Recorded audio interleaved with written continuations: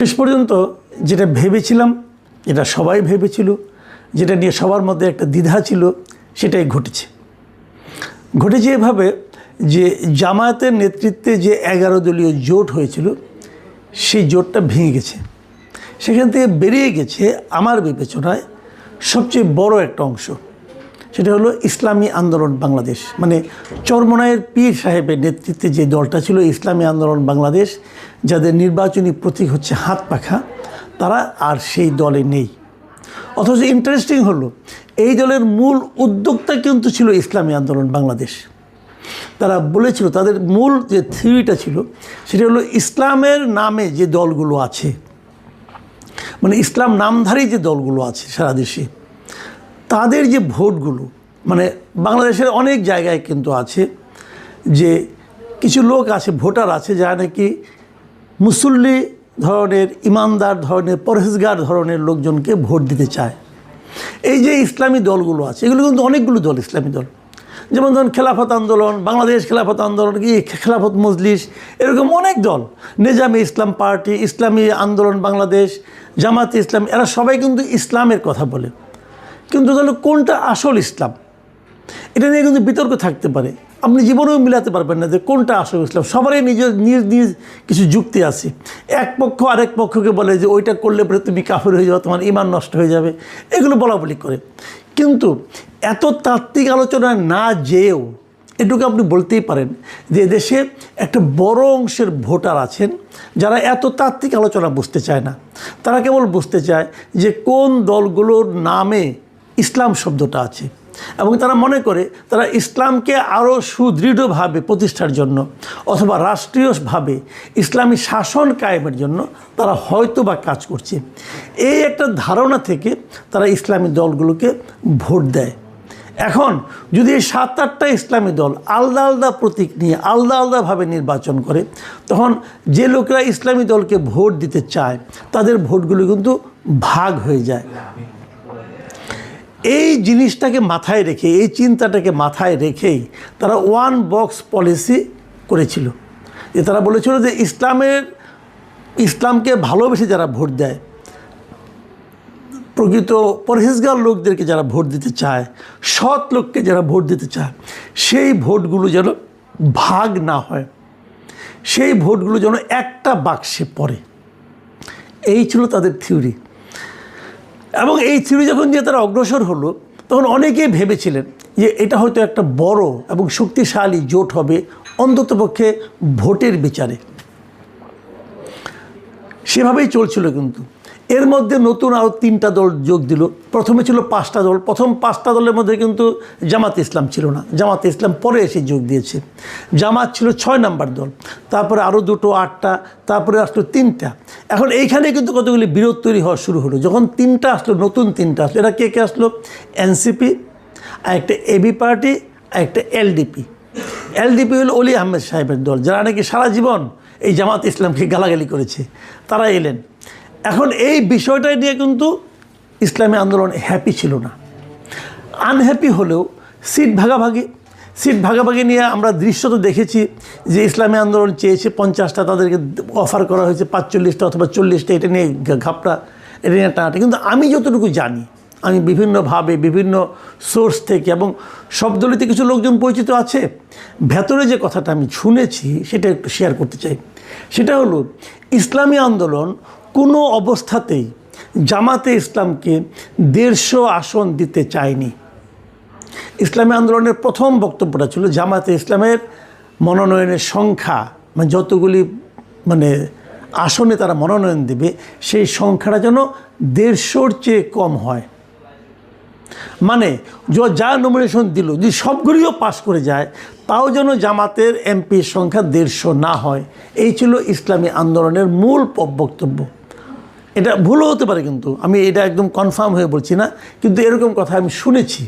কারণ তাদের বক্তব্য হলো যে যদি জামাতে ইসলাম নিজেই পুরো অন্যদের চেয়ে বেশি হয়ে যায় সবগুলোর চেয়ে, তাহলে সেটা পরবর্তী সময়ে জামাত যে ইসলামের প্রচারণা চালায়, জামাত যে ইসলামের কথা বলে, তার সঙ্গে ইসলামী আন্দোলন এবং অন্যান্য এই দলগুলোর এক ধরনের বিরোধ তৈরি হতে পারে। এটা ছিল মূল ইস্যু, এবং এই ইস্যুটা কখনোই জামাতের পক্ষে মানা সম্ভব নয়। এবং যে কারণে এটা শেষ পর্যন্ত কিন্তু ম্যানেজ হয়নি। ইসলামী আন্দোলন এখন একা ইলেকশন করছে। তারা 270টা আসনের মনোনয়ন দাখিল করেছিল তাদের দলের, তার মধ্যে 2টা বাতিল হয়ে গেছে, আর 268টা আসনে তারা ইলেকশন করছে। তারা আর জামাত ইসলামের সঙ্গে নেই।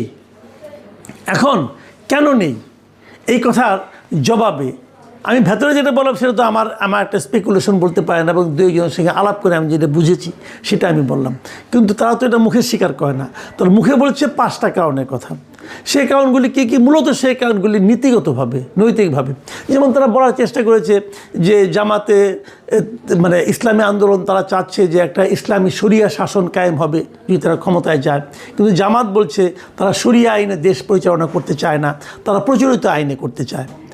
ইসলামী আন্দোলন বলছে যে এই দেশে যত রকম অনিয়ম, দুর্নীতি এই সবই হচ্ছে প্রচলিত আইনের কারণে।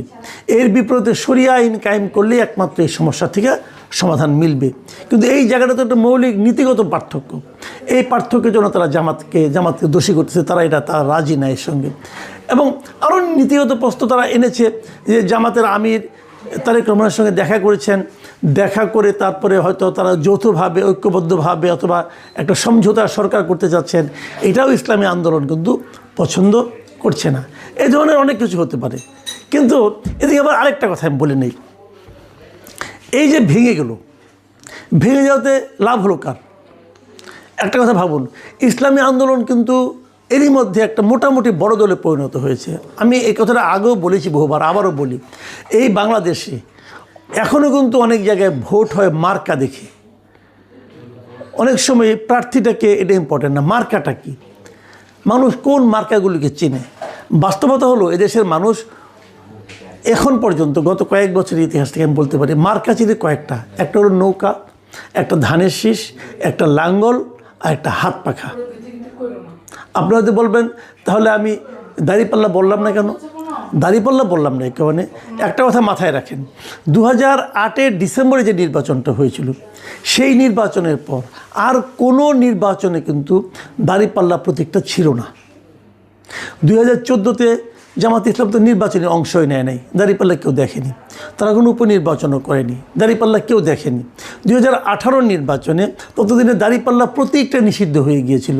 তখন জামাতে যারা নির্বাচন করেছিল তারা ধানের শীষ প্রতীকটি নির্বাচন করেছিল। এমনকি এই যে আজকে যে জামাতের আমির ডাক্তার শফিকুর রহমান, উনিও কিন্তু ধানের শীষ প্রতীক নিয়ে নির্বাচন করেছিলেন। জামাতের নির্বাচন কেউ করে, দাঁড়িপাল্লা ছিল না। 2024-এর নির্বাচনে দাঁড়িপাল্লা মার্কা ছিল না। তাহলে 2009-এর পরে এই এত বছরে বাংলাদেশের নির্বাচনের মাঠে দাঁড়িপাল্লা প্রতীক কেউ দেখেনি। বরঞ্চ এই সময়ে হাত পাখা মানে ইসলামী আন্দোলন প্রায় প্রতিটা নির্বাচনে অংশ নিয়েছে, এবং তেমনকি তারা স্থানীয় সরকার নির্বাচনে অংশ নিয়েছে, মেয়র নির্বাচনে অংশ নিয়েছে। এগুলো করে করে তারা কিন্তু বেশ একটা ভালো অবস্থানে চলে গিয়েছিল।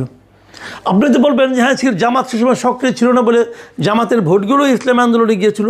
হ্যাঁ, এটা হতে পারে, জামাতের ভোটগুলো ইসলামী আন্দোলনে গিয়েছিল। ওই যে ইসলাম পছন্দ ব্যক্তিদের ভোটগুলো একটা বাক্সে নেওয়ার যে ফর্মুলা, এই ফর্মুলাটা তখন কিন্তু অটোমেটিক কার্যকর হয়ে গিয়েছিল। এই জন্য হয়তো ইসলামী আন্দোলনের ভোট একটু বেড়েছিল। কিন্তু পাশাপাশি এটাও সত্য, ইসলামী আন্দোলন এই সময়ে এই ফাঁকা মাঠে তারা কিন্তু ইসলামী রাজনীতির একটা ভ্যাকুয়ামকে কাজে লাগিয়ে বেশ ভালো একটা ভোট ব্যাংক করতে পেরেছে।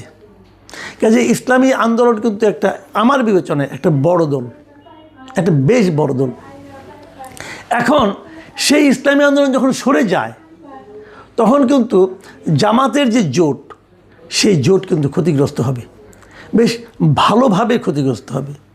ক্ষতিগ্রস্ত ইসলামী আন্দোলন হবে, কারণ অনেক জায়গায় জামাতের তো খুব ভালো ভোট ব্যাংক আছে, সেই ভোটগুলো ইসলামী আন্দোলন পেত।